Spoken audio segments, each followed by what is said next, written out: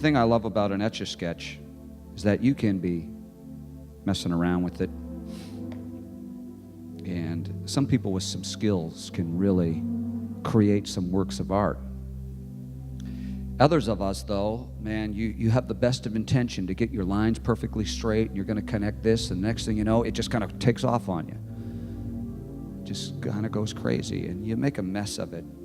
But when you make a mess of it, what do? You take it, you shake it, it becomes clean. Now check this out. I'm going to put some words here this morning, and I'm going to try to draw some words as I'm working here. Here we go. Okay, can you see that? Here we go. I'm a very fast speller. I've been practicing all weekend. You know, I don't know what would be on your Etch-a-Sketch.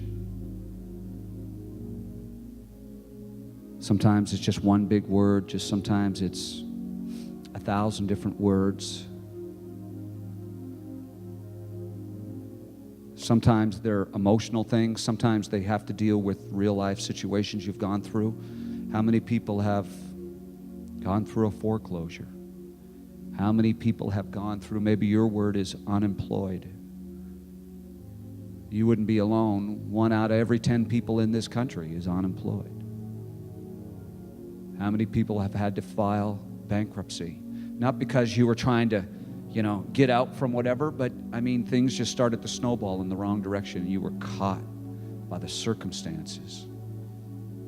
So there can be real life words, there can be emotional words like some of these: pain, anger, fear, regret. How many people that have gone through a divorce, and that's the label that you wear. And in some ways you're over it, but then in other ways you still kind of carry it around as a kind of your badge. It's like a scarlet letter. You think, I'll never be happy again. I'll never find anyone again. I had my shot and it didn't work out, and therefore I am destined to be alone for the rest of my life. And maybe those are your 2 words: divorced, alone. You don't know what to do. But Samson, he was up against those pillars, and he said, let me die. All throughout this time, and this is another sermon for another time, but it says, and his hair began to grow. That's a real picture of God's grace. Things being restored. But what's awesome about the Lord, no matter what your word is, no matter how deeply embedded it may be, if you just come over and shake it, the slate becomes clean. This morning, I'm going to ask the prayer team if they will come up and line up across the front. Because I sensed in my spirit there's going to be a lot of people this morning that we're going to say, I need a clean slate. I need a fresh start. I need a new beginning. And your prayer is just like Samson: God, strengthen me.